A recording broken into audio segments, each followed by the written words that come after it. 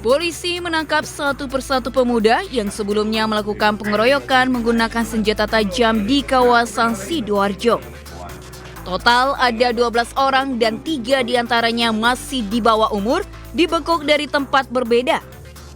Tidak hanya pelaku, polisi juga mengamankan 10 senjata tajam jenis celurit dan sejumlah ponsel serta motor yang digunakan pelaku saat melakukan penganiayaan.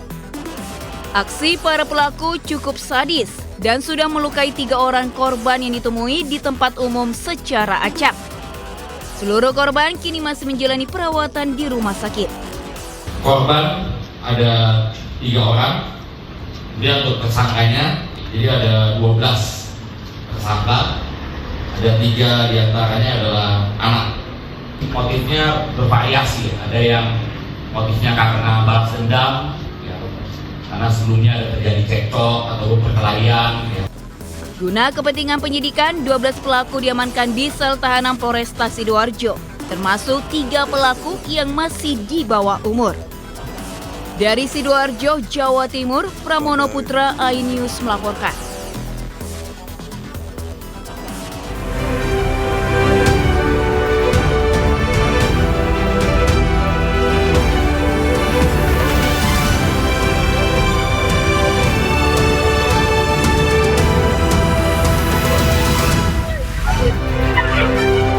Sekelompok mahasiswa menyerang sekumpulan orang di sebuah warung di Kota Medan, Sumatera Utara.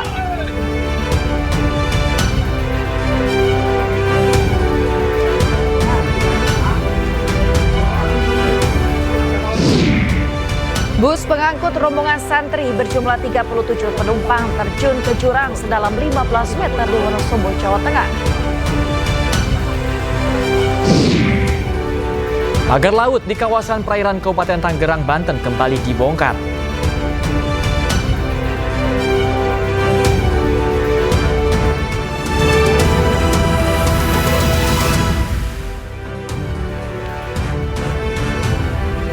Halo, selamat pagi pemirsa. iNews Pagi kembali hadir melengkapi informasi Anda pada pagi hari ini. Ya, selain 3 berita utama tadi, sejumlah informasi menarik lainnya juga telah kami siapkan khusus untuk Anda. Bersama saya, Bayu Pradana. Dan saya, Yasmin Natania. Pemirsa, inilah iNews Pagi selengkapnya.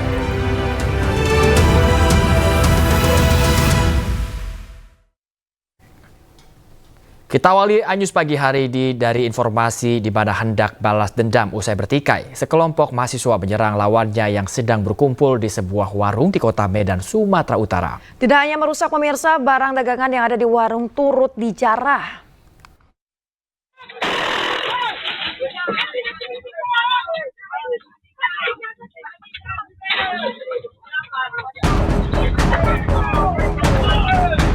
Inilah rekaman kamera pengawas saat sekelompok pemuda menyerang sekelompok pemuda lainnya di sebuah warung Jalan Karya, Kecamatan Medan Barat, Kota Medan, Sumatera Utara.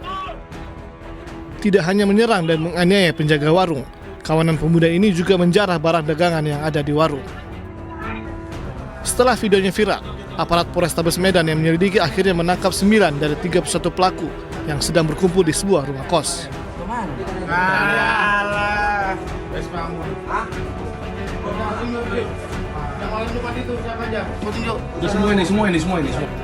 Dan dari hasil pemeriksaan terungkap, 31 mahasiswa tersebut hendak menyerang 2 mahasiswa lain yang sebelumnya terlibat perkelahian.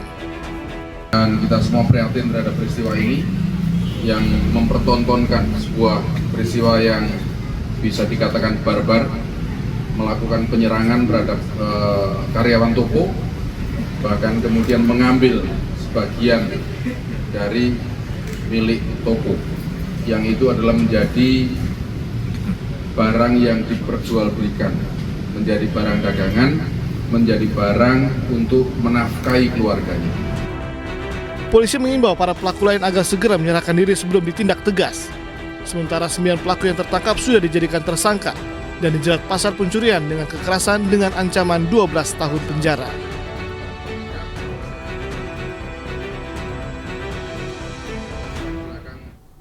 Pemirsa, seorang pemuda di Makassar, Sulawesi Selatan nyaris diamuk warga lantaran menganiaya juru parkir di salah satu pusat perbelanjaan. Ia marah karena juru parkir tersebut menduduki sepeda motornya yang terparkir.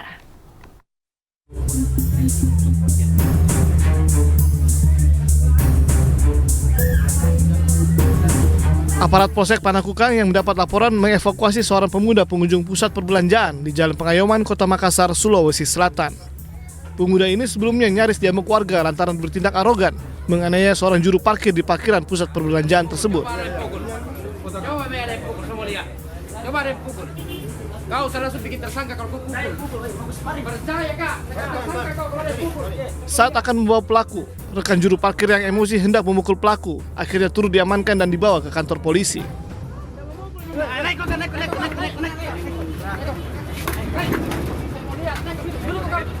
Sekali mau lihat, saya tersangka juga. Saat diperiksa, pelaku mengaku kesal lantaran juru parkir tersebut menduduki sepeda motornya. Sedangkan rekan korban tidak terima hanya karena masalah hal sepele temannya dianiaya. Kenapa? Apa masalahnya di sana? Dulu juga dong ini, teman kemenangan di atas motornya, terus dia mukul dari belakang. Dia katanya, kenapa kau duduk di motor? Baru kita sebagai tukang parkir jaga motornya orang, Pak. Oh, iya. Jadi gara-gara dia nggak terima motornya diduduki? Cuma itu? Iya. Apanya dia pukul? Di sininya, ada itu si kemenangan polisi. Berapa kali dia pukul? Satu kali. Tanya dulu sebelumnya langsung pukul begitu? Saya tanya, Pak, kenapa motor diduduki? Nah, terus apakah jawabannya? Dia mencoret saya. Apa dia bilang? Terus dia pukul lagi. Jangan melawan, Pak. Jadi waktu kau habis pukul, kau pukul duluan atau dia sempat melawan? Saya pukul duluan, Pak. Baru kau sempat dipukul juga? Dia melawan, Pak. Polisi kemudian memediasi keduanya hingga akhirnya sepakat berdamai dan tidak membawa masalah ini ke ranah hukum. Kecanduan judi online, seorang juru parkir di Padang, Sumatera Barat nekat mencuri sepeda motor yang tengah terparkir di sebuah warnet. Pelaku berhasil ditangkap usai aksinya terekam CCTV dan viral di media sosial.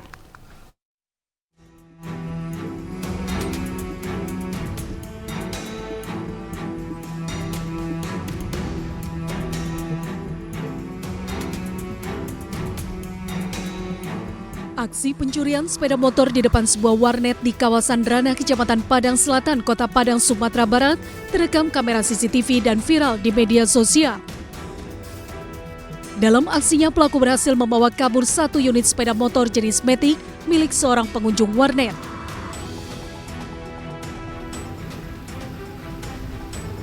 Pelaku yang diketahui bernama Ali Ibrahim sehari-hari bekerja sebagai jukir di daerah Kalawi, Kecamatan Kuranji, Kota Padang. Kepada polisi, ia mengaku telah menjual motor tersebut ke daerah Kabupaten Solok seharga 3 juta rupiah.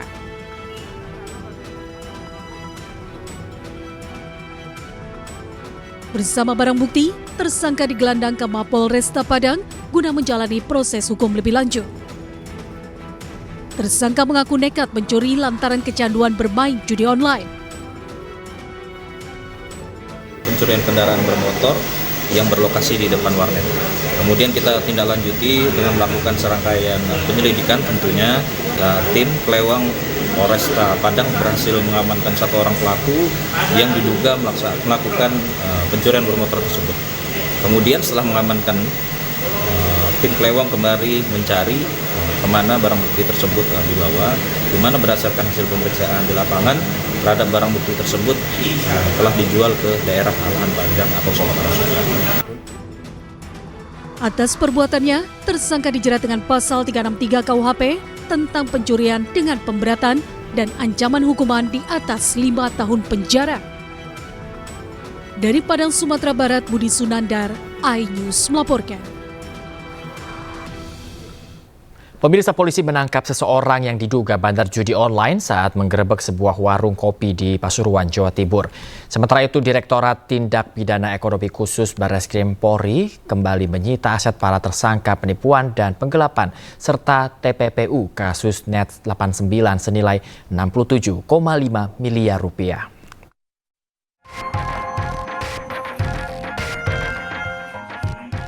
Tim Satreskrim Polsek Purworejo, Kota Pasuruan, Jawa Timur menggerebek sebuah warung kopi yang sedang ramai pembeli.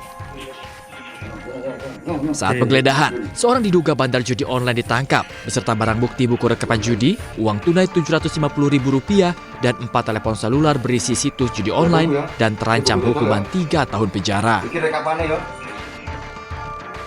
Di Jakarta, Direktorat Tindak Pidana Ekonomi Khusus Barreskrim Polri menyita aset para tersangka penipuan dan penggelapan serta TPPU kasus Net 89 berupa 11 mobil mewah senilai 15 miliar rupiah dan uang tunai sebanyak 52,5 miliar rupiah.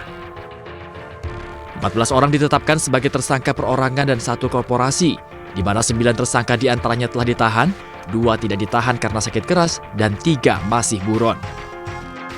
Dan selain itu juga ada kita sita berupa uang tunai sekitar 52,5 miliar yang saat ini sudah kita pindahkan ke rekening Exro Barreskrim. Untuk total mobil yang kita sita saat ini ada 11 unit senilai kurang lebih 15 miliar dan 26 aset properti berupa hotel, villa, kantor, apartemen, ruko, dan rumah yang tersebar di beberapa kota. Terkait pemberantasan judi online dan robot trading, pengelola nama domain internet Indonesia, Pandi, menyatakan siap membantu pemerintah melalui platform Indonesia Domain Abuse Data Exchange. Ya, dengan melakukan crawling, kita bisa lihat kontennya ada apa sih di situ. Kalau ada pattern-pattern yang mencurigakan, nah langsung kita bisa masukkan ke dalam ID/IDS, kemudian jika diperlukan kita periksa secara manual, tapi umumnya secara otomatis kita sudah lakukan, kita memberikan notifikasi langsung kepada mereka.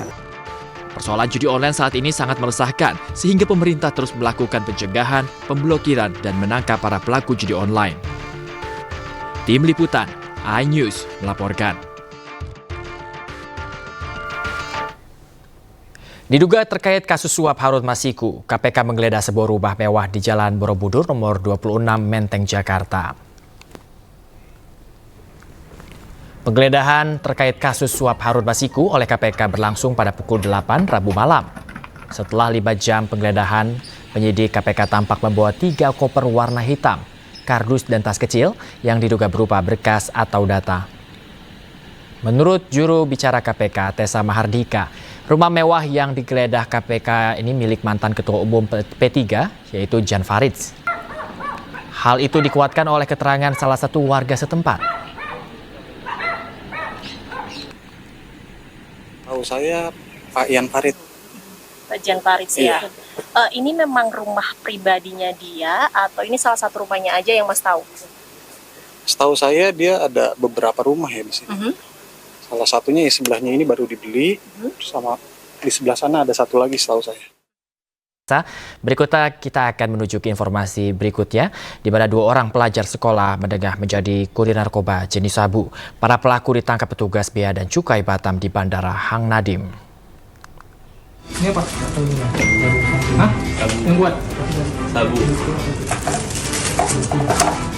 Petugas Bea dan Cukai Bandara Hang Nadim Batam mencurigai sebuah koper saat melintasi alat pemindai barang bawaan ke dalam bagasi. Saat pemeriksaan CCTV, diketahui koper ini dibawa oleh 2 orang pemuda. Petugas pun langsung mengamankan keduanya. Ketika diperiksa, keduanya bernama Fauzan dan Ahmad, masih berstatus pelajar asal Aceh. Kemudian saat petugas memeriksa koper, ternyata terdapat narkotika jenis sabu seberat 3 kg. Para pelaku mengaku melakukannya karena tergiur dengan upah yang besar hingga puluhan juta rupiah. Mencurigai ada 2 penumpang yang membawa narkotika, ya, berdasarkan hasil pengamatan dari mesin X-ray. Di image ada barang yang mencurigakan. Pelaku berinisial F dan berinisial A, keduanya adalah warga dari Aceh, ya, ke Batam, kemudian membawa barang untuk tujuan akhir ke Samarinda. Penyelundupan sabu ini adalah kedua kalinya. Mereka mendapatkan sabu dari seorang pria asal Batam berinisial W yang kini menjadi DPO. Atas perbuatannya, kedua pelaku dijerat Undang-Undang Narkoba dengan ancaman hukuman seumur hidup. Dari Batam, Kepulauan Riau, Gusti Yenosa, iNews melaporkan. Satu anggota polisi tewas dan 2 anggota lainnya harus dirawat intensif di rumah sakit karena ditikam saat penggerebekan bandar narkoba di Kecamatan Tanjung Sakti, Pumu, Kabupaten Lahat, di mana ini polisi menangkap kedua pelaku penikaman anggota polisi tersebut.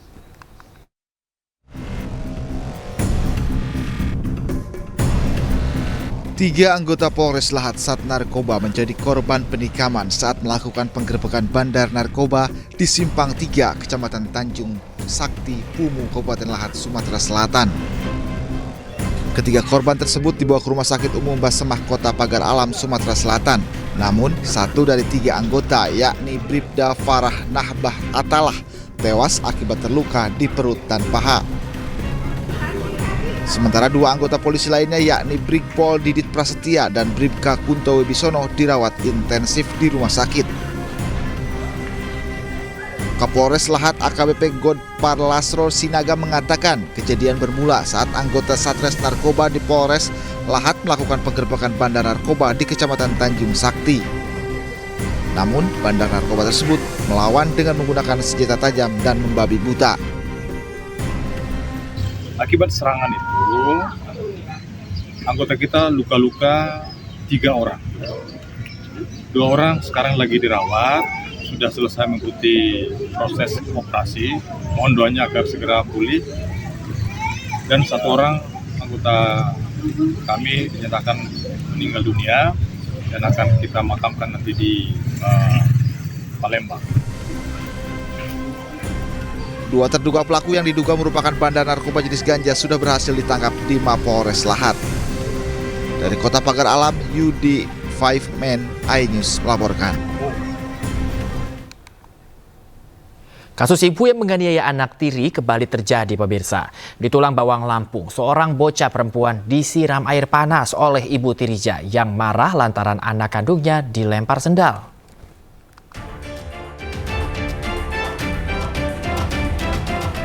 Polres Tulang Bawang menangkap Dwi Epri, 27 tahun, seorang ibu muda yang menganiaya anak perempuan tirinya yang berusia 11 tahun.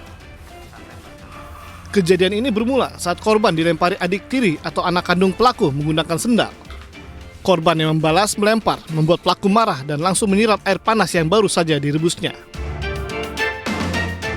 Korban ini diejek-ejek sama adiknya, di mana adiknya ini adalah anak kandung daripada tersangka. Kemudian adiknya ini melemparkan sendal kepada korban, kemudian korban yang saat itu sedang memasak kerupuk mematikan kompornya, kemudian membalasnya, namun balasan lemparan sendal itu tidak mengenai anak tersangka. Kemudian tersangka yang melihat hal itu emosi sesaat, kemudian melemparkan air yang saat itu sedang direbusnya ke bagian bokong dan paha. Dalam kasus ini, polisi menyita barang bukti panci yang digunakan pelaku menyiram air panas ke korban. Dan akibat perbuatannya, pelaku kini mendekam di sel tahanan Polres Tulang Bawang dan diancam hukuman 10 tahun penjara.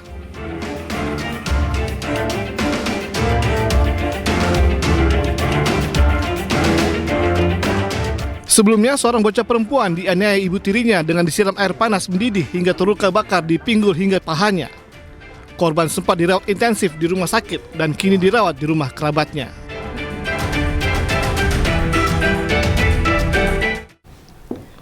Penyidik Resmo Polda Metro Jaya bersama Puslap 4 Mabes Polri telah melakukan olah TKP lanjutan dan pengecekan mobil milik Brigjen Purnawirawan Hendrawan Ostefan. Di mana dari hasil tersebut tidak ditemukan tanda kecelakaan dan kecepatan mobil melaju lambat sekitar 35 km per jam. Kabid Humas Polda Metro Jaya, Kombes Pol Ade Arisyam Indradi di Mapolda Metro Jaya mengatakan olah TKP meliputi pengecekan fisik mobil dan pemeriksaan kondisi mobil meliputi pengecekan rem, handbrake, persneling dan juga lain-lain, pemirsa. Dari hasil olah TKP lanjutan, polisi tidak ditemukan tanda-tanda kecelakaan di mobil korban. Polisi juga menjelaskan sebelum tercebur ke laut mobil milik Brigjen Purnawa Hendrawan Ostefan ini, pemirsa, melaju dengan kecepatan 35 km per jam. Selain itu, bagian depan sebelah kanan mobil tidak terdapat ban dan saat melaju maksud kami hanya menggunakan velg saja.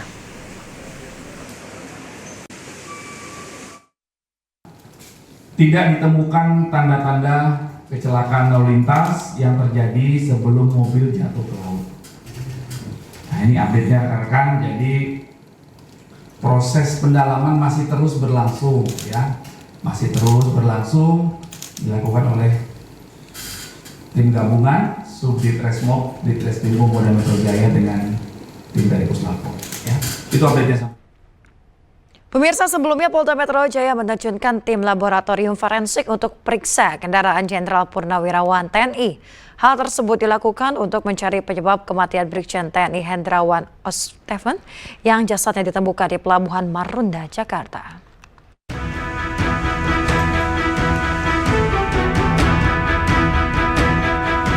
Tim Pusat Laboratorium Forensik Bareskrim Polri memeriksa kendaraan Brigjen Purnawirawan TNI Hendrawan O. Stephen yang disimpan di Direktorat Tahanan dan Barang Bukti Polda Metro Jaya pada Senin sore. Bagian kendaraan yang sudah dipenuhi lumpur ini diperiksa dan didokumentasikan untuk kepentingan penyelidikan. Pemeriksaan dilakukan dengan teliti mulai dari bagian depan, tengah hingga bagian bawah kendaraan. Akan dilakukan pemeriksaan terhadap mobil ya oleh tim Puslapor Bareskrim Polri didampingi oleh penyidik dari Subdit Resmob di Treskrimum Polda Metro Jaya.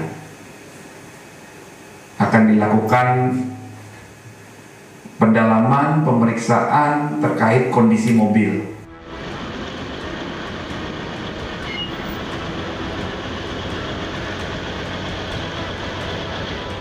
Sebelumnya kendaraan ini ditemukan tim SAR Jakarta pada Sabtu akhir pekan kemarin atau 8 hari setelah jasad korban ditemukan. Posisi kendaraan berada sekitar 5 meter dari dermaga Marunda dengan kedalaman sekitar 6 meter.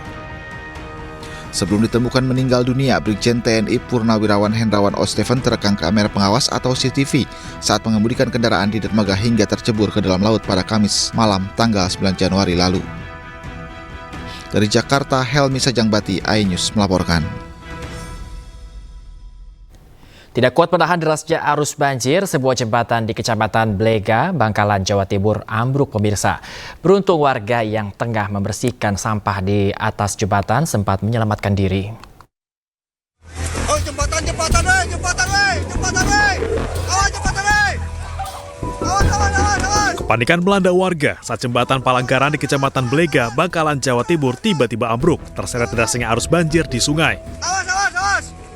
Peristiwa terjadi saat warga tengah membersihkan sampah dan kayu yang menumpuk di jembatan. Beruntung warga sempat menyelamatkan diri. Sebelum kejadian atau jembatan ambruk, jadi kami pagi harinya melaksanakan patroli karena situasi jembatan tersebut mulai goyang. Selanjutnya kami bersama anggota menutup jembatan tersebut dengan palang dari bambu dan memberikan himbauan kepada masyarakat sekitar agar warga tidak melewati jalan tersebut karena jembatan mulai goyang. Sekira 5 jam kemudian jembatan tersebut ambruk dan alhamdulillahnya tidak ada korban jiwa. Tidak ada korban jiwa dalam peristiwa ini. Namun ambruknya jembatan membuat jalur akses antar kampung terputus. Dari Bangkalan, Jawa Timur, Taufik Syahrawi, iNews melaporkan.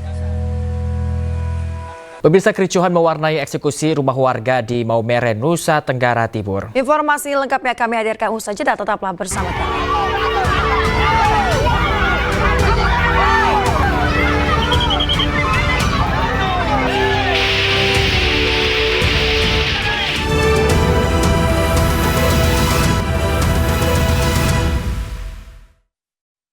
Anda kembali di iNews Pagi, pemirsa. 2 kelompok pelajar SMK di Sukabumi, Jawa Barat terlibat aksi tawuran.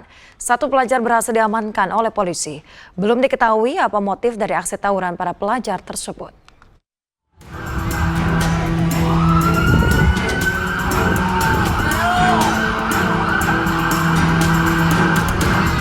Inilah video amatir yang direkam warga saat puluhan pelajar sekolah menengah kejuruan terlibat aksi tawuran di lapangan Merdeka, Cikole, Kota Sukabumi, Jawa Barat. Dalam video tersebut terlihat kedua kelompok pelajar saling serang di tengah lapangan, menggunakan bambu, senjata tajam, dan ikat pinggang yang sudah dimodifikasi. Polisi yang berpatroli di sekitar lokasi kejadian langsung membubarkan aksi tersebut dan mengamankan salah seorang pelajar yang terlibat tawuran. Tawuran terjadi saat jam pulang sekolah hingga meresahkan warga yang sedang berada di lapangan. belum diketahui secara pasti penyebab aksi tawuran ini. Di Sat Samapta Polres Sukabumi Kota sudah mengamankan 1 orang yang diduga pelaku. Namun pada saat kita tanyakan nama-nama para pelaku tawuran tersebut, sementara dia tidak menyampaikan siapa-siapanya. Namun ketika kita melakukan penyelidikan, kemudian saksi-saksi sudah kita lakukan pemeriksaan dan 1 orang tersebut semalam kita sudah amankan. Kita sudah mengantongi beberapa nama dari siswa yang melakukan tawuran tersebut. Pihak kepolisian selanjutnya akan memanggil pihak sekolah untuk dimintai keterangan terkait siswa didiknya yang terlibat tawuran. Dari Sukabumi, Jawa Barat, Budi Setiawan, iNews melaporkan. Pemirsa, kantor Bupati dan kantor keuangan Mamasa, Sulawesi Barat disegel ratusan pengunjuk rasa. Masa kecewa lantaran gaji aparat desa dan BPJS ribuan warga sudah berbulan-bulan tidak dibayar. Menemui kita di sini karena mereka digaji untuk menyampaikan aspirasi rakyat, tetapi hanya Ratusan aparat desa dan mahasiswa yang tergabung dalam Aliansi Masyarakat Mamasa Bersatu unjuk rasa di gedung DPRD dan kantor Bupati Mamasa Rabu siang. Mereka menyegel kantor Bupati dan kantor keuangan lantaran kecewa tak ada satupun pejabat yang menemui mereka. Masa menuntut pembayaran gaji aparat desa dan BPJS untuk ribuan warga Mamasa yang menunggak berbulan-bulan. Kita jelas bahwa kita tidak akan pulang sebelum tuntutan kita dipenuhi. Karena ini bentuk akumulasi dari kekecewaan kita terhadap kinerja pemerintah daerah dalam hal ini PJ Bupati beserta jajarannya. Jadi kita datang di sini, kami datang di sini tidak membawa aspirasi kami sendiri, tapi kami datang membawa aspirasi rakyat. Masa pun mengancam akan menginap di kantor Bupati hingga tuntutan mereka dipenuhi. Dari Mamasa, Sulawesi Barat, Frendy Christian, iNews melaporkan. Pemirsa, kericuhan mewarnai eksekusi rumah warga di Maumere, Nusa Tenggara Timur. Meski sempat ada perlawanan, pemilik lahan berhasil mengeksekusi rumah warga tersebut.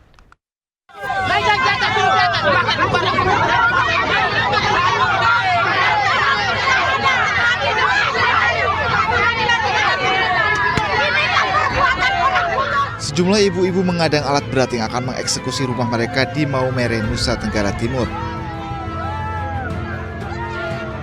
Bahkan, ibu-ibu nekat menaiki alat berat tersebut untuk mengusirnya.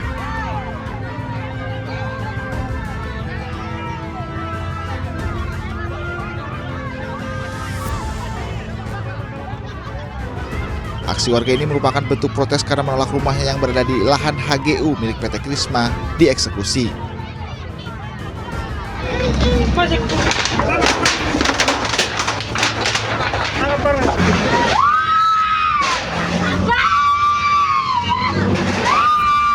Tak hanya itu, seorang ibu hamil jatuh pingsan saat rumahnya dirobohkan alat berat.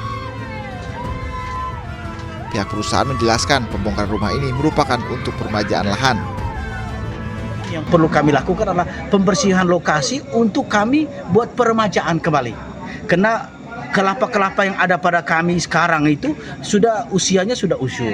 Karena itu perlu ada peremajaan sesuai dengan juga bagian dari rencana strategi pendapatan hak untuk kami. Dari rumah ke rumah meminta mereka membongkar sendiri. Syukur dan puji Tuhan ada sebagian banyak yang sudah membongkar itu rumahnya sendiri dan itu bisa terbukti. Meski sempat ada perlawanan, ratusan rumah warga berhasil digusur. Sejumlah petugas keamanan dilibatkan dalam penggusuran rumah warga ini. Dari Sika, Nusa Tenggara Timur, Joni Nura, iNews melaporkan. Pemirsa, seekor lumba-lumba ditemukan mati tersangkut pagar laut di Pelabuhan Paljaya, Tarumajaya, Kabupaten Bekasi, Jawa Barat. Mamalia air tersebut diduga mati akibat terjebak jaring hingga terbawa gelombang laut ke daerah pesisir.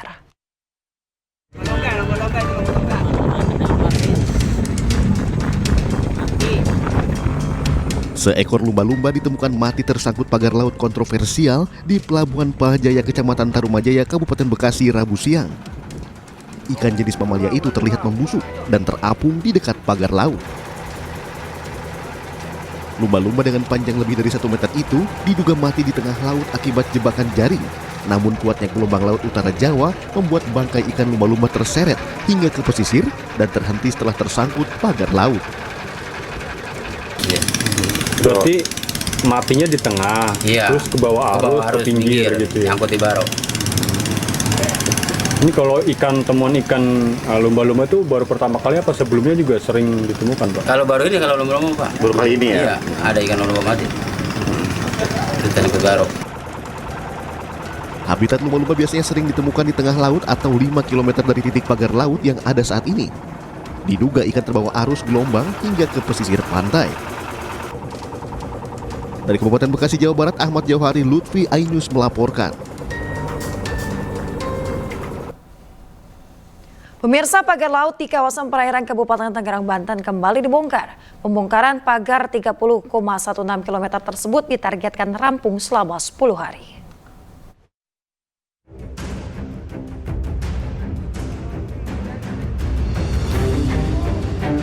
Personil gabungan dari TNI AL, Kementerian Kelautan dan Perikanan serta nelayan kembali membongkar pagar laut yang membentang di perairan pesisir Pantura, Kabupaten Tangerang, Banten. Pembongkaran tahap kedua ini melibatkan puluhan kapal, baik dari kapal TNI, KKP, dan nelayan. Kapal-kapal tersebut digunakan sebagai pengangkut objek pagar bambu. Personel Angkatan Laut membongkar pagar laut yang tertancap dengan mengaitkannya ke tali dan menariknya dengan perahu. Targetnya, hari ini personel gabungan akan membongkar hingga 7,5 km pagar laut dari jumlah sebelumnya, yakni 2,5 km. Telah diputuskan bahwa kita sepakat dan sinergi beserta seluruh aparat maritim yang ada, bahkan dengan DPR juga, kemudian dengan para nelayan akan membackup dan mendukung tugas pembongkaran ini. Menteri Kelautan dan Perikanan Sakti Wahyu Trenggono menegaskan bahwa pemerintah bergerak cepat untuk menghentikan aktivitas ilegal di wilayah laut dan menjamin nelayan kembali melaut tanpa halangan. Tapi karena memang sudah desakan daripada masyarakat nelayan, mereka juga memang harus melaut segera, maka kita sepakat secara bersama di sini, hadir di sini semua supaya secara legal betul ya. Sebelumnya pembongkaran pagar laut ini sempat dihentikan sementara, namun pada Senin kemarin KKP dan Kepala Staf TNI Angkatan Laut sepakat untuk membongkar pagar laut Rabu ini. Pembongkaran pagar laut sepanjang 30 km ini akan dilakukan secara bertahap dan ditargetkan akan selesai dalam waktu 10 hari. Tim Liputan iNews melaporkan.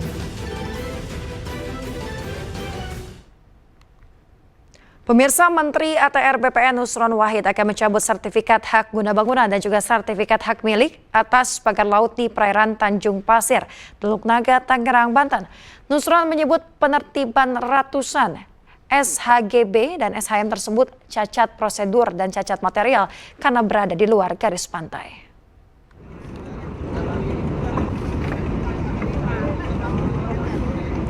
Menteri Agraria dan Tata Ruang Kepala Badan Pertanahan Nasional Nusron Wahid membatalkan sertifikat hak guna bangunan dan juga sertifikat hak milik atas pagar misterius di Kabupaten Tangerang, Banten.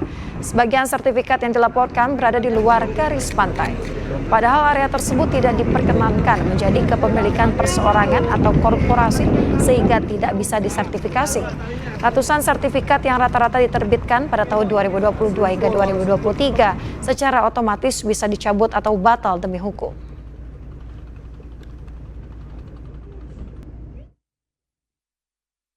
Sesuatu yang disebut dengan common property.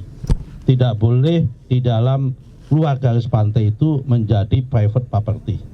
Karena yang namanya pantai adalah common land. Kalau toh dia bentuknya tanah. Apalagi ini bentuknya tidak tanah. Maka itu adalah tidak bisa disertifikasi. Karena itu kami memandang bahwa sertifikat tersebut yang di luar garis pantai adalah cacat prosedur. Dan pada hari ini pihak-pihak yang terkait, baik itu juru ukur, juru tetap, maupun yang tanda tangan pada masa itu, hari ini sudah dipanggil dan dalam proses pemeriksaan oleh APIP. Pemirsa, Badan Pertanahan Nasional Jawa Timur melakukan investigasi atas temuan 3 HGB yang berada di Laut Sidoarjo atas nama 2 perusahaan properti, yakni PT Surya Inti Permata dan juga PT Semeru Cemerlang. Jika terbukti melanggar, HGB seluas 656 hektar yang berada di Desa Segoro Tambak, Sedati, Sidoarjo, Jawa Timur yang dikeluarkan sejak 29 tahun silam akan dibatalkan.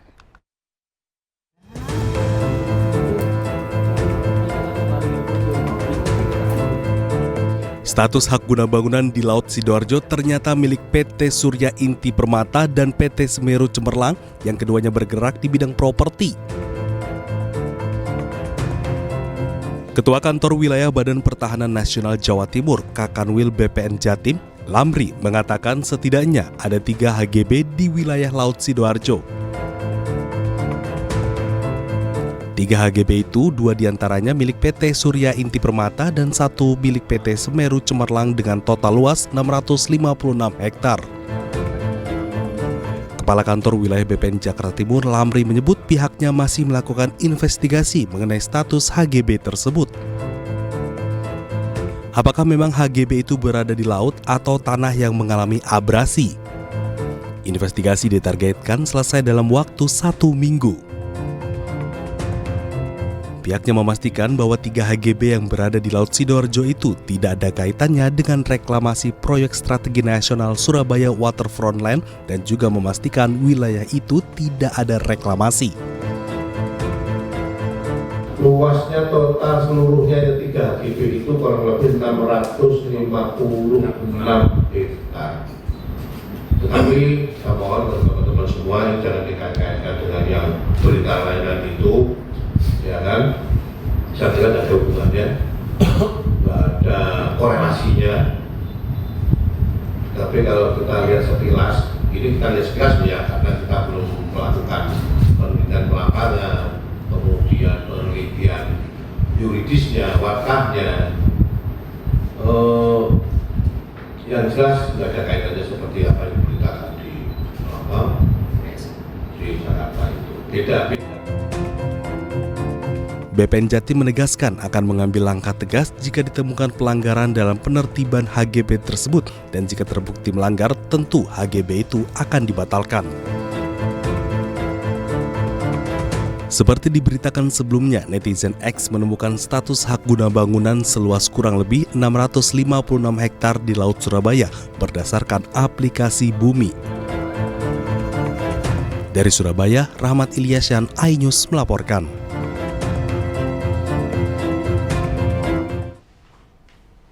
Pemirsa, Presiden Prabowo Subianto menggelar sidang Kabinet Paripurna yang salah satunya membahas evaluasi kinerja 100 hari Kabinet Merah Putih. Selain evaluasi, pemirsa, Presiden Prabowo juga memberi arahan ke kinerja untuk 100 hari ke depan. Soal apa agendanya? Pemirsa, sejumlah menteri dan wakil menteri dalam Kabinet Merah Putih mendatangi Istana Kepresidenan Jakarta Rabu siang untuk menghadiri sidang Kabinet Paripurna. Selain membahas evaluasi kinerja 100 hari Kabinet Merah Putih, sidang Kabinet juga membahas arahan untuk 100 hari ke depan. Salah satu yang dianggap pemirsa terkait swasembada pangan yang ditargetkan tercapai dalam 3 tahun ke depan. Selain swasembada pangan, Presiden Prabowo Subianto juga menargetkan swasembada energi. Kriteria selanjutnya adalah harus mengarah kepada swasembada pangan dan swasembada energi. Kita harus mampu memberi makan kepada seluruh rakyat Indonesia. Tidak lagi import, dan saya terima kasih kepada jajaran menteri-menteri yang telah melaporkan kepada saya tahun 2025 lagi, tahun 2025 ini kita tidak akan import beras lagi, tidak akan import jagung lagi, tidak akan import garam lagi.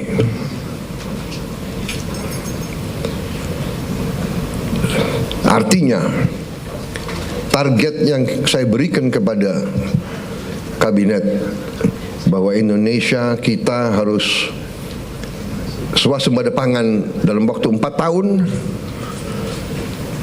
Alhamdulillah target itu bisa kita capai akhir 2025, paling lambat awal 2026. Jadi mungkin 3 tahun lebih cepat dari sasaran yang. Ketua Umum Partai Demokrat Agus Harimurti Yudhoyono memastikan partainya akan terus konsisten dalam mendukung pemerintahan yang kini dipimpin Presiden Prabowo Subianto. Hal itu disampaikan AHY saat menyampaikan resolusi tahun 2025 di acara perayaan Natal Nasional 2024 dan Tahun Baru Partai Demokrat di Jakarta. Sebagai Menteri Koordinator Bidang Infrastruktur dan Pembangunan Kewilayahan, AHY mengajak seluruh insan dan masyarakat untuk bersinergi bersama membangun tanah air. AHY juga menegaskan program-program pembangunan di era Presiden Prabowo akan didukung dan terus dilanjutkan. Bersyukur Demokrat setelah 10 tahun berada di luar pemerintahan, kini kami diperankan dengan sangat baik bersama Bapak Presiden Prabowo Subianto dan pemerintahan Kabinet Merah Putih ini, termasuk juga peran kami di parlemen, baik DPR RI, DPRD provinsi maupun kabupaten kota. Juga alhamdulillah di pilkada terakhir kemarin 2024 cukup banyak kader Partai Demokrat yang terpilih. Terima kasih Anda masih di Anyus Pagi bersama saya Bayu Pradana dan rekan saya Yasmin Natania. Dan pemirsa, demikian tadi adalah berita pilihan dalam Anyus Pagi hari ini, dan kita ke informasi berikutnya pemirsa. Di mana kebakaran melalap ruko yang dijadikan server kripto ilegal di Cilengsi, Kabupaten Bogor, Jawa Barat. Saat didobrak petugas, ternyata panel listrik yang mengalir tidak menggunakan KWH dan langsung menyuntik dari tiang listrik.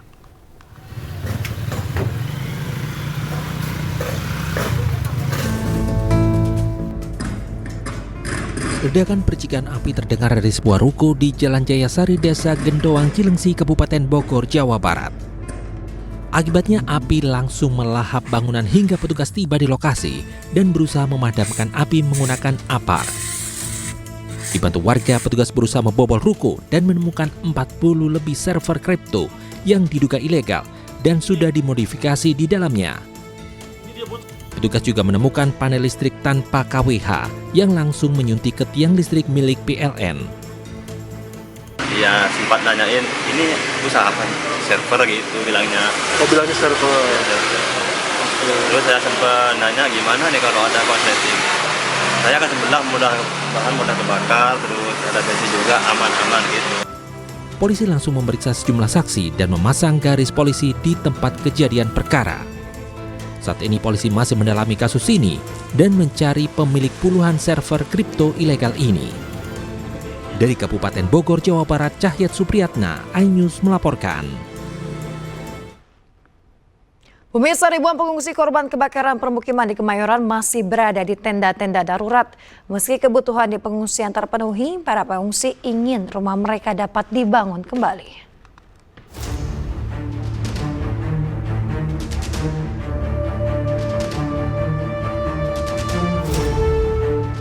542 rumah ludes terbakar di Kemayoran Gempol, Jakarta Pusat. Besarnya api membuat warga tak sempat menyelamatkan harta benda mereka.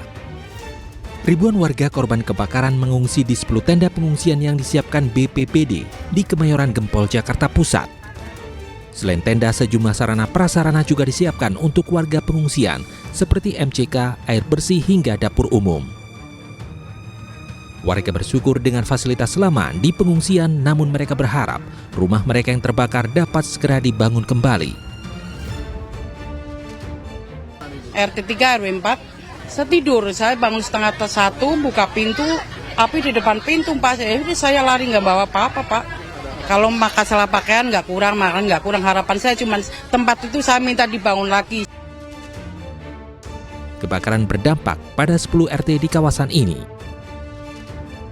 Pemerintah terus berupaya mendistribusikan kebutuhan dasar bagi warga penyintas kebakaran. Dari Jakarta, Indra Setiabudi, Setio Pratomo, Eri Nugraha, iNews melaporkan. Pemirsa, hujan gol terjadi di pekan ketiga Liga Futsal Profesional 2025. Sebanyak 40 gol tercipta dari 5 laga yang tersaji di Gor Babu Salam, Banjarmasin, Kalimantan Selatan.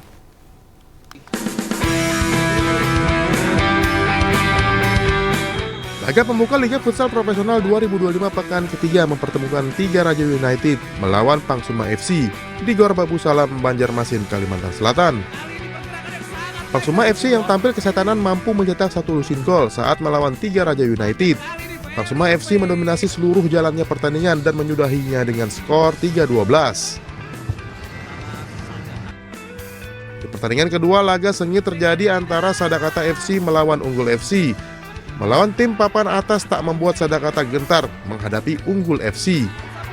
Perlawanan sengit terjadi hingga akhirnya kedua tim hanya mampu meraih hasil imbang dengan skor 2-2. Pada pertandingan ketiga, juara bertahan Bintang Timur Surabaya atau BTS FC mampu menggasak lawannya Rafheli FC dengan skor telak 0-5.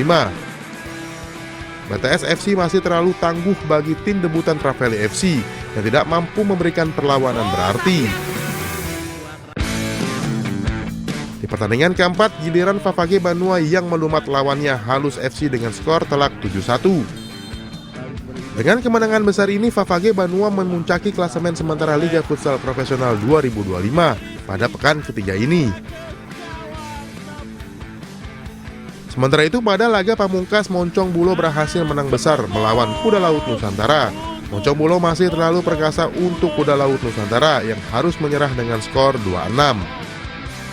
Dari Banjarmasin, Kalimantan Selatan, Elsa Pratiwi, iNews melaporkan. Pemirsa, kompetisi adu teknik memotong daging sapi Australia diikuti puluhan chef profesional di Semarang, Jawa Tengah. Meskipun terbiasa mengolah aneka makanan, tapi para chef mengaku tertantang untuk mengolah daging sapi berkualitas tinggi.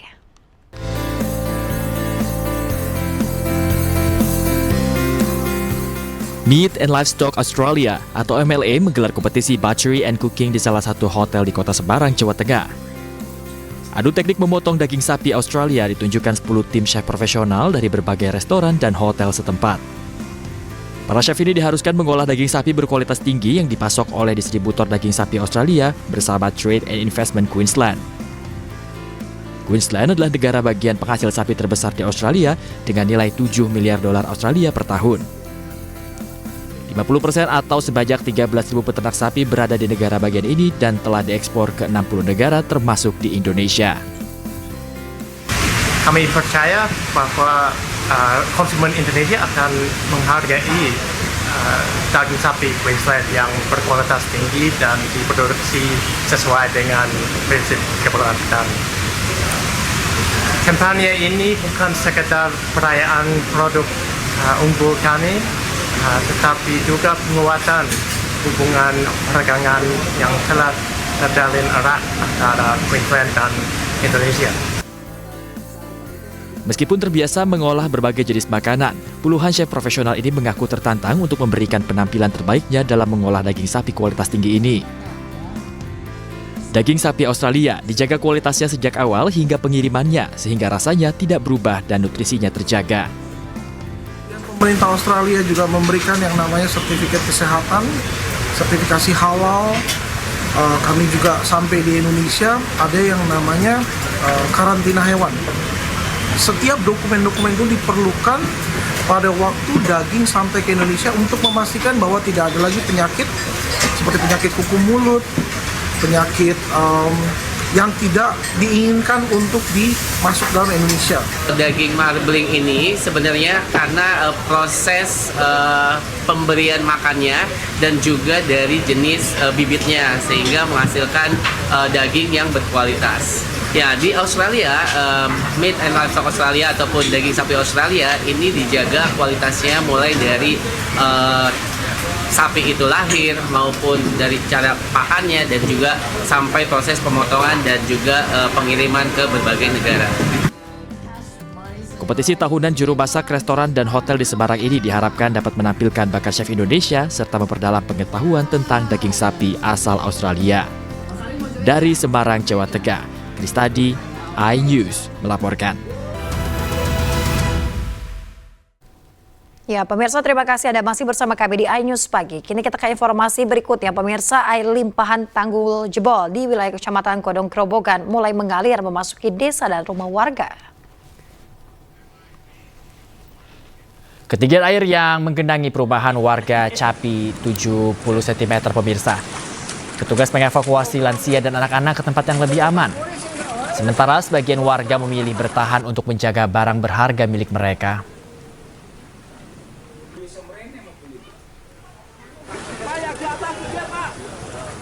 Pemirsa, banjir juga merendam jalan raya penghubung Grobogan Semarang hingga mengakibatkan arus lalu lintas lumpuh.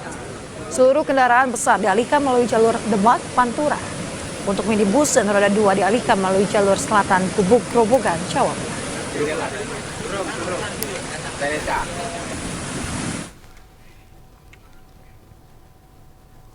Tanggul jebol juga menyebabkan jalur perlintasan kereta api di desa Papanrejo, Gubuk Grobogan yang rusak tergerus banjir, pemirsa. Di pada perjalanan kereta api dari Jakarta maupun Surabaya yang melewati stasiun Gubuk hingga saat ini dialihkan.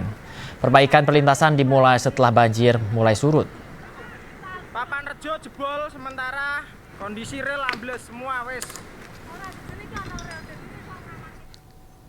Jalur perlintasan kereta api di desa Papanrejo, Gubuk Grobogan yang rusak tergerus banjir mulai diperbaiki. Perjalanan kereta api dari Jakarta maupun Surabaya masih dialihkan karena jalur belum bisa dilintasi.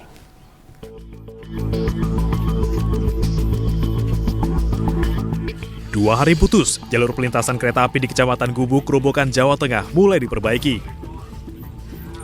Sejumlah petugas diterjunkan untuk memperbaiki rel serta tanah penyangga yang longsor akibat tergerus banjir. Perbaikan terus dikebut agar perjalanan kereta api segera kembali normal. Selama perbaikan, perjalanan kereta api Jakarta-Surabaya maupun sebaliknya masih dialihkan ke jalur lain.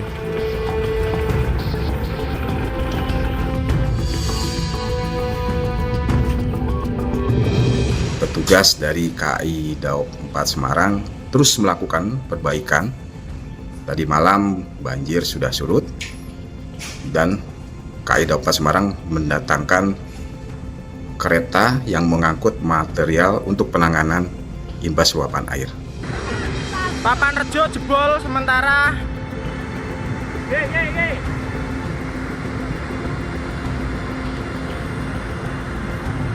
Kondisi rel ambles semua wes.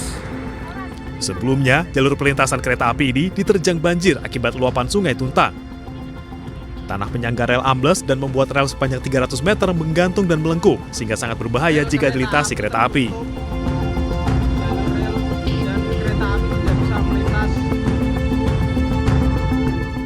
Dari Grobogan, Jawa Tengah, Rustaman Nusantara, iNews melaporkan. Kami akan mengajak Anda untuk mengetahui informasi terkini di Grobogan, Jawa Tengah. Dan kami telah terhubung dengan Rustaman Nusantara di kawasan Tanggul Sungai Tuntang, Kecamatan Godong, pemirsa. Ya, selamat pagi Rustaman. Seperti apa kondisi banjir saat ini? Apakah sudah mulai surut? Ya, selamat pagi. Untuk saat ini kondisi arus lalu lintas sudah bisa dilalui untuk kendaraan-kendaraan yang pribadi. Untuk roda 4 yang kendaraan roda yang berat, untuk sementara sebagian dialihkan ke jalur Demak. Dan untuk kondisi saat ini bisa kita lihat bahwa di belakang saya masih ada kelihatan tanggul yang masih diperbaiki dalam proses perbaikan.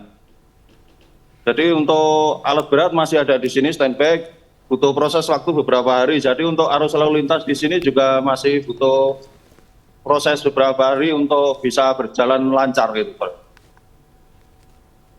Ya, selain arus lalu lintas terhambat, apakah akibat longsor maksud kami? Ini apakah rencana petugas untuk membuat aktivitas warga ini tidak terganggu? Ya, untuk arus lalu lintas saat ini tidak bisa berjalan lancar. Petugas bisa mengupayakan untuk agar kendaraan tidak terjadi kemacetan panjang. Kemudian sebenarnya apa yang membuat menjadi kesulitan bagi para petugas untuk memperbaiki tanggul hingga sampai saat ini pun kami lihat di belakang Anda juga masih ada kebocoran dari tanggul? Ya. Kesulitan dari petugas saat ini memang kendalanya adalah proses pengerukan dan penutupan tanggul setinggi 4 meter ini. Kita karena butuh cari tanah yang banyak, tanah uruk untuk menutup ini, untuk kondisi darurat. Dan rencananya akan dibikin permanen, jadi tanggul tidak akan jebol lagi. Oke, baik, kita tunggu nantinya. Tapi Rustaman, apakah ini kalau kita lihat juga cuaca yang memang masih sering hujan, apakah di sana juga menjadi tantangan begitu untuk memperbaiki tanggul? Ya, untuk curah hujan yang tinggi membuat proses untuk penutupan tanggul menjadi kesulitan juga, jadi kendala. Terutama warga sendiri yang di sekitar di bawah tanggul ini masih khawatir juga, karena jika hujan deras pasti tanggul akan jebol lagi karena belum ditutup secara permanen. Gitu. Artinya banjir di permukiman warga ini masih belum surut, Rustaman maksud kami? Untuk sementara banjir sudah surut. Sudah surut? Tapi untuk kondisi seperti ini masih membuat warga khawatir. Baik, kemudian kemana warga akhirnya, apakah mereka masih tetap bertahan untuk menjaga barang-barang mereka? Apa mereka akhirnya ini mau dievakuasi ke tempat yang lebih aman? Untuk warga sementara masih bertahan di rumah, dan untuk warga lansia sebagian yang mengungsi sudah kembali ke rumah juga tadi. Baik, kemudian mereka yang lansia atau mungkin anak-anak atau mungkin ada anak bayi mungkin ini dievakuasi kemana, Rustaman? Untuk saat ini dievakuasi di rumah kepala dusun setempat. Dan rencananya kemarin mau dibawa ke tempat evakuasi di kantor balai desa yang ada dapur umumnya. Baik, apakah Anda sempat mengecek ke lokasi evakuasi warga yang terdampak? Jika memang Anda sempat mengecek ini, apakah sudah ada bantuan? Ya, kemarin saya sempat ke sana dan ada beberapa bantuan dari pemerintah, dari donatur-donatur lainnya, terutama untuk selimut dan makanan. Selimut dan makanan. Kemudian menurut Anda sendiri, karena kita melihat adanya lansia dan juga mungkin anak-anak atau anak bayi yang memang di sana yang bisa kita bilang menjadi prioritas di sana, apakah sudah mencukupi kebutuhan? Ya, untuk sementara kebutuhan sudah tercukupi, dan biasanya dalam waktu sehari 2 kali 3 kali petugas dari BPBD atau lainnya datang ke rumah untuk memberikan bantuan makanan juga.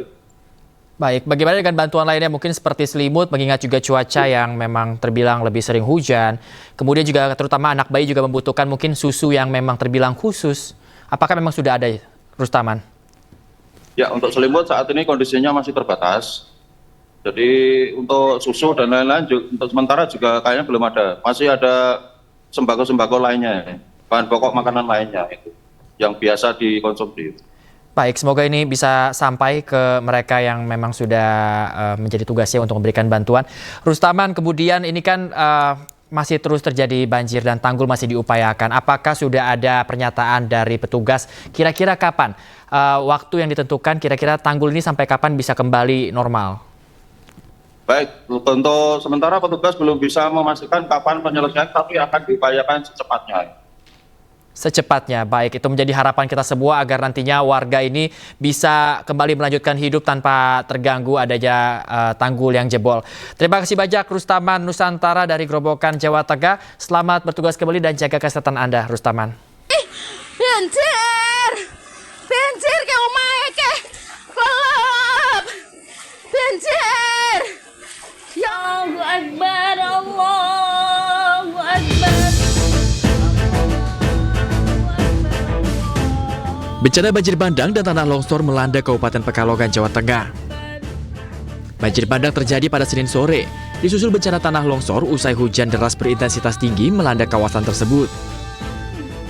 Warga panik saat air banjir bandang tiba-tiba masuk ke dalam rumah. Lokasi bencana paling parah berada di Desa Kasimpar, Kecamatan Petung Kriono. Akses menuju lokasi juga sangat sulit ditembus dan belum bisa dilintasi oleh mobil dan hanya bisa ditempuh dengan berjalan kaki. Tim SAR gabungan dibantu warga mengevakuasi sejumlah korban meninggal dunia dari aliran sungai dan timbunan tanah longsor. Saat ini tim SAR gabungan dengan dibantu warga masih mencari korban lainnya yang diduga masih berada di aliran sungai dan timbunan tanah longsor.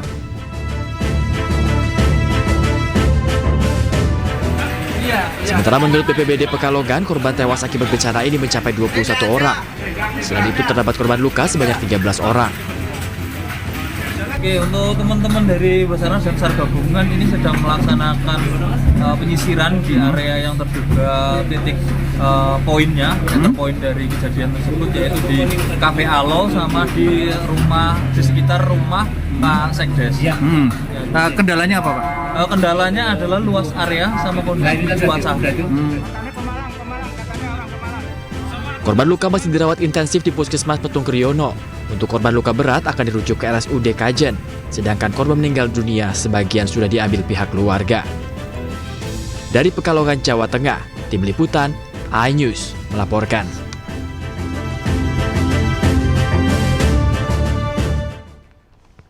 Pemirsa, untuk mengetahui informasi terkini terkait dengan longsor yang terjadi di Pekalongan, Jawa Tengah, kami telah terhubung dengan rekan Hamzah Hasibuan di Puskesmas Petung Priyono. Selamat pagi Hamzah, apa rencana petugas dalam proses pencarian warga yang dilaporkan hilang hingga saat ini? Ya, selamat pagi Yasmin dan juga pemirsa. Saat ini petugas dari tim SAR gabungan maupun dari BNPB ini berencana untuk membuka jalur untuk bisa masuk dan mengevakuasi korban dari bencana tanah longsor yang terjadi di Desa Kasimpar, Kecamatan Petung Kriono, Kabupaten Pekalongan. Bisa saya gambarkan di belakang saya kali ini, Yasmin dan juga pemirsa, bahwa terdapat satu alat berat yang baru saja sampai di Kecamatan Petung Kriono pada sekitar pukul 12.30 waktu Indonesia Barat tengah malam tadi, yang nantinya alat berat ini akan digunakan oleh pihak BNPB dibantu juga oleh warga sekitar untuk membantu membuka jalur yang tertutup oleh material tanah longsor di TKP bencana tanah longsor yang ada di Kecamatan Petung Kriono. Saat ini warga juga masih terus bersiap-siap untuk melakukan persiapan, masih menunggu pihak dari BNPB dan juga tim SAR untuk bisa masuk ke TKP bencana tanah longsor, karena dapat kami informasikan juga Yasmin dan juga pemirsa bahwa lokasi ataupun titik dari tanah longsor di Desa Kasimpar ini dari tempat kami melaporkan saat ini berjarak masih sekitar 5 hingga 6 km dan hanya bisa diakses menggunakan jalan kaki seperti itu. Masih belum bisa kendaraan untuk masuk langsung ke lokasi TKP bencana tanah longsor. Ini juga Yasmin dan juga pemirsa bahwa ini salah satu posko evakuasi bencana tanah longsor, yaitu Puskesmas Petung Kriono, di mana nantinya para korban meninggal dunia maupun korban luka-luka ini dirawat sementara di Puskesmas untuk kemudian nantinya dirujuk ke rumah sakit terdekat. Yasmin. Ya Hamzah, apakah Anda mendapatkan informasi terkait dengan hingga saat ini berapa jumlah korban yang meninggal dunia dan juga korban yang masih dinyatakan hilang? Ya Yasmin dan juga pemirsa, bahwa data terakhir yang kami dapatkan ini sudah ada sekitar 21 korban meninggal dunia yang ditemukan di TKP tanah longsor di Desa Kasimpar, Kecamatan Petung Kriono, Kabupaten Pekalongan ini. Dan hingga pagi ini kami juga mendapatkan informasi bahwa masih ada sekitar 7 orang yang dilaporkan hilang dan masih belum ditemukan. Nantinya pihak dari BNPB dan juga tim SAR gabungan bersama dengan dengan kepolisian dan juga TNI ini akan kembali memasuki TKP bencana tanah longsor untuk melakukan evakuasi lebih jauh. Bisa dilihat juga Yasmin dan juga pemirsa bahwa trek yang dilalui oleh warga dan juga tim SAR gabungan ini cukup curam dan banyak jalan yang menanjak, juga hujan yang membuat proses evakuasi ini menjadi lebih sulit dan juga lebih lama seperti itu, Yasmin. Zah, mungkin Anda bisa gambarkan di sana seperti apa kondisi para pengungsi saat ini? Apakah terkait dengan kebutuhan mereka sudah terpenuhi dengan maksimal? Ya baik Yasmin dan juga pemirsa, mungkin bisa saya ajak sedikit untuk masuk ke lokasi maupun ke posko evakuasi bencana, di mana di dalam Puskesmas Petung Kriono ini bahan baku seperti beras dan juga air bersih ini sudah diantarkan baik oleh relawan maupun oleh pemerintah daerah sekitar, karena ini merupakan bahan-bahan yang dibutuhkan oleh para pengungsi. Selain itu kami juga mendapatkan informasi dari warga sekitar bahwa untuk pengungsi yang sudah tidak dapat ditampung di Puskesmas Petung Kriono ini nantinya akan dialihkan ke kampung-kampung maupun desa-desa yang ada di sekitaran TKP bencana. Sementara itu, Yasmin. Terima kasih rekan Hamzah Sibuan melaporkan langsung dari Pekalongan, Jawa Tengah. Selamat bertugas kembali, jaga kesehatan keselamatan Hamzah. Terima kasih. Pemirsa, tanggul Sungai Tuntang di Kecamatan Kebon Agung, Demak, Jawa Tengah jebol. Akibatnya banjir merendam jalan utama Semarang Grobogan hingga melumpuhkan akses jalan nasional.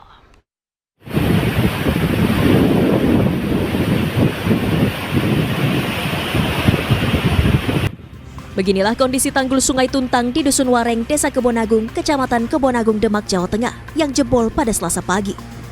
Tanggul jebol selebar 15 meter karena tidak mampu menahan derasnya debit air kiriman dari hulu sungai atau kawasan Kabupaten Semarang. Tanggul sungai yang jebol berada tepat di pinggir jalan utama Semarang Grobogan hingga membuat akses jalan nasional ini lumpuh total karena derasnya arus banjir. Untuk mengurai kemacetan dari penumpukan kendaraan yang ingin melintas, terutama truk, pihak kepolisian melakukan rekayasa arus lalu lintas. Untuk wilayahnya, tanggulnya ini sebenarnya masuk di wilayah Demak, tapi untuk dampaknya masuk di kota Kabupaten Grobogan juga. Oh gitu. Ini tanggul yang jebol seberapa meter, Mas? Untuk tanggul yang jebol sekitar kurang lebih 15 meteran. Nah, Pak. Dan untuk arus lintas sementara kita hentikan yang arah dari Purwodadi menuju Semarang di pertigaan Mintern kita arahkan ke Dempet. Kemudian dari Semarang menuju ke Purwodadi kita arahkan pertigaan Mintern, pertigaan Pilang masuk ke Jegetero. Berarti jalan nasional ini tutup total, Pak? Lumpuh ya, Pak? Pertama ini kita tutup total, jadi tidak ada arus lintas yang melewat. Hingga Selasa siang, tanggul yang jebol belum bisa diperbaiki. Meski 2 alat berat telah diterjunkan, namun perbaikan belum bisa dimulai karena ketinggian debit air dan derasnya arus banjir. Dari Demak, Jawa Tengah, Sukma Wijaya, iNews melaporkan. Akibat hujan deras, ratusan rumah warga di Kabupaten Jombang, Jawa Timur terendam banjir. Kini para korban banjir berharap segera mendapatkan bantuan logistik.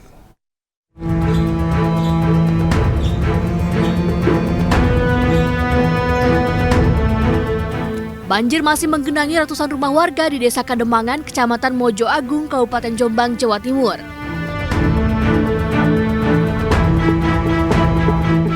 Ketinggian banjir di Desa Kademangan mencapai 50 cm hingga 1 meter.